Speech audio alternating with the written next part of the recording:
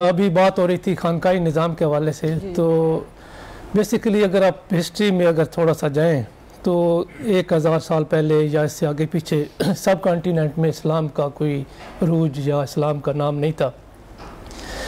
अल्लाह ताला ने एक निज़ाम बनाया हुआ है, उस निज़ाम के तहत सूफिया कराम इस धरती पे आए जिन्होंने इस्लाम की शम्मा को रोशन किया। इसमें सबसे पहले हज़ूर दाता गंज बख्श अली हजवेरी रहमतुल्लाह अलैह, उन्होंने एक रास्ता बनाया, एक मंजिल दी सूफिया कराम को।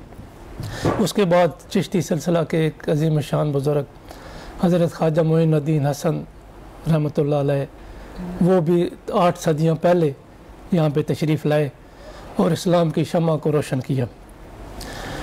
ये खानकाई निज़ाम जो बेसिकली जो इस सब कॉन्टिनेंट में सिर्फ नहीं है बल्कि पूरी दुनिया में है, ये एक बड़ा ऑर्गेनाइज्ड सिस्टम है जिसमें एक आगे चल के खलीफा तबलीग होती है, फैलाने में उसका बड़ा रोल होता है। तो उसी सिलसिला की कड़ी जो है वो खानकाए मुर्तज़वी है। 2 सदियाँ पहले यहाँ पे हज़रत ख्वाजा गुलाम मुर्तज़ा रहमतुल्लाह अलैह ने एक सिलसिला यहाँ पे शुरू किया। और उस वक्त जो बेसिकली जो बीरबल शरीफ का मैं थोड़ा सा पहले तारफ़ कराना चाहता हूँ कि बीरबल शरीफ जो है एक छोटा सा कस्बा है।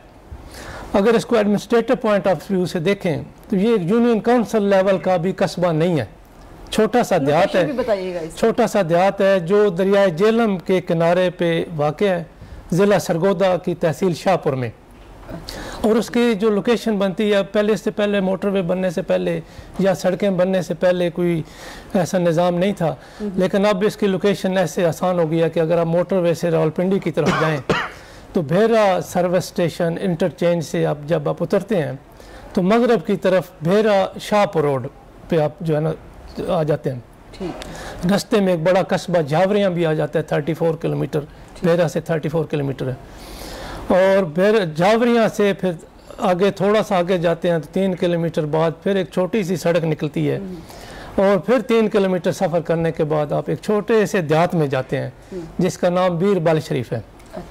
बीरबल का बेसिकली इसका नाम का एक जो रवायत है कि अकबर बादशाह के जो रतन थे उनमें एक बीरबल भी थे, उनको ये जागीर जो है वो अता की गई, बादशाह ने उनको जागीर दी जहाँ पे इदारा मौजूद है। उस वजह से इसका नाम, एक रवायत है कि उसका नाम जो बीरबल इस तरह इसलिए रखा गया।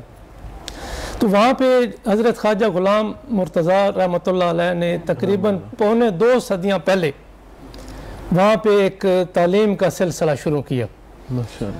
और उस वक्त आपकी उम्र जो थी वो 20 साल थी सिर्फ।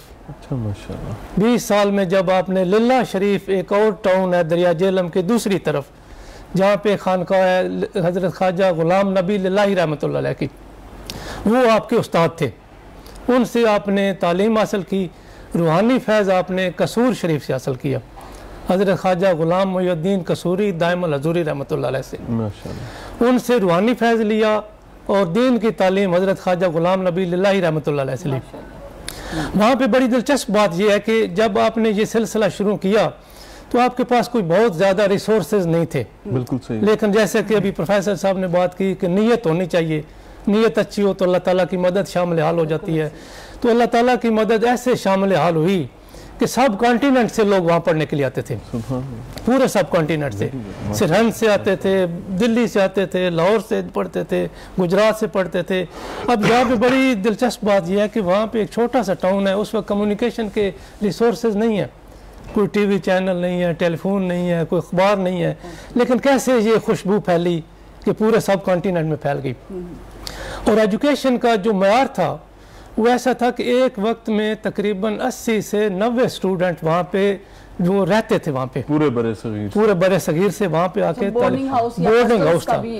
और ज़ाहिरी रिसोर्सेज नहीं है लेकिन उनके खाने का इंतज़ाम, उनके रहने का निज़ाम, और एक फ़र्द जो है वो पढ़ा रहे हैं माशाअल्लाह। और मयार इतना अच्छा था कि उसमें मतलब पूरे मैंने बताया के सब कॉन्टिनेंट से लोग आते थे, उसमें 80 के करीब जो है वो साहिब तसानीफ बुजुर्ग हुए हैं जिन्होंने किताबें लिखी जो रिकॉर्ड पे हैं।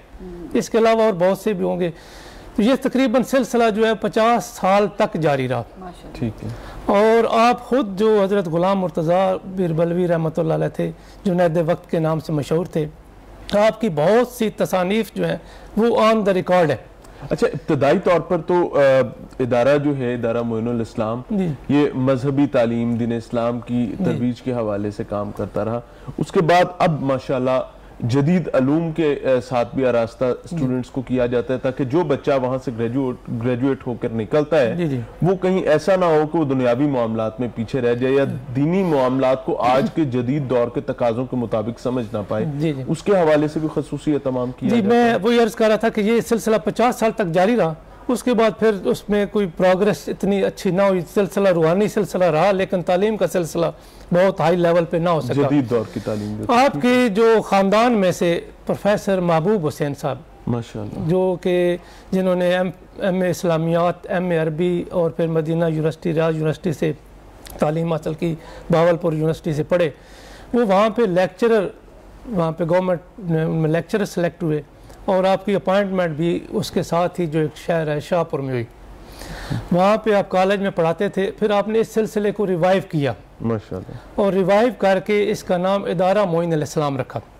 اچھا، ادارہ معین الاسلام آپ کے جو ویژن تھا، اس حوالے سے میں ایک بڑی دلچسپ آپ کے سامنے ایک واقعہ بیان کرنا چاہتا ہوں، جو کہ بڑا برین سٹارمنگ بھی اور بڑا جھنجھوڑنے والا ہے کہ آپ ایک دفعہ جو یہ پاپولیشن سینسس پہ جو ڈیوٹی لگی ہوئی تھی آپ کی مردم شماری پہ، آپ لیکچرر تھے، گورنمنٹ کی طرف سے ڈیوٹی لگی ہوئی تھی، آپ اس سروے کر رہے تھے۔ تو سروے میں ایک آتا ہے کہ جب پرسن کا سروے کیا جاتا ہے تو اس میں کھانا ہوتا ہے کہ اس کی تعلیم کیا ہے، ان پڑھ لکھنا پڑتا ہے یا پڑھا لکھا۔ تو آپ جب سروے کر رہے تھے تو آپ نے گھر کے میں ایک نوجوان کا سروے کیا رہے تھے، تو اس میں ان سے تعلیم پوچھی تو اس نے کہا حافظ قرآن ہوں، لیکن اب حافظ قرآن سروے کے پیرامیٹرز کرائیٹیریا کے مطابق پڑھ لکھنے میں نہیں آتا تھا، بالکل ان پڑھ لکھنا پڑتا تھا۔ یہ ہماری انفارچونیٹ ہے کہ حافظ قرآن ہے لیکن آپ کو اس کو ان پڑھ لکھ رہے ہیں، حالانکہ جس نے قرآن پڑھ لیا، جس نے قرآن کا وہ پڑھا لکھا، لیکن وہ آپ کو الاؤ نہیں کرتا کہ آپ اس میں پڑھا لکھے، کیونکہ پڑھا لکھا تو وہ ہوگا جس نے پرائمری کی، جو لکھ سکتا ہو، کم از کم ایٹ لیسٹ اپنا نام لکھ سکتا۔ تو آپ نے فوراً آپ کے ذہن میں خیال آیا کہ یہ جو ایسا سلسلہ ہے اس کو ختم ہونا چاہیے۔ آپ نے ادارہ معین الاسلام میں ایک ایسا نظام بنایا جس میں حفظ کے ساتھ، تجوید کے ساتھ، درس نظامی کے ساتھ، فاضل عربی، فاضل کے ساتھ آپ نے primary, middle, matric, F A, B A, M A تک کا جو ہے انتظام کیا، اور ایسے بہت سے حفاظ جنہوں نے سکول کی تعلیم حاصل نہیں کی تھی ان کو آپ نے داخل کیا، ان کو تجوید کا کورس کرایا، 2 سال کا کورس کرایا اور ساتھ پرائمری کروا دیا۔ اب اگر ان کی آگے مرضی ہے کہ وہ کنٹینیو کرنا چاہیں تو ساتھ دینی تعلیم بھی حاصل کریں، ساتھ مڈل کریں، ساتھ میٹرک کریں، ساتھ ایف اے کریں، ساتھ یعنی وہ خانہ جو ہے سنسس میں جس میں لکھا آتا تھا کہ ایک حافظ پڑھا لکھا نہیں ہے، اب وہ حفاظ پڑھے لکھے شمار ہو رہے تھے۔ اور ایک عام طور پہ ہمارے سوسائٹی میں یہ ہوتا ہے کہ حفظ کا جو سلسلہ ہوتا ہے وہ مساجد میں لوگ حفظ کرواتے ہیں بچوں کو، اور اس کا جو پرابلم یہ آتا ہے کہ وہ حفظ تو کیا ہوتا ہے لیکن وہ تجوید اور قرأت کے ساتھ نہیں پڑھ سکتا، تو وہاں پہ 2 سال کا تجوید کا کورس کروایا جاتا ہے۔ اچھا قاری صاحب، آپ کی بات کو یہیں سے آگے بڑھائیں گے، یہاں پہ وقت ہوا ایک چھوٹی سی بریک کا، ہمارے ساتھ رہیے۔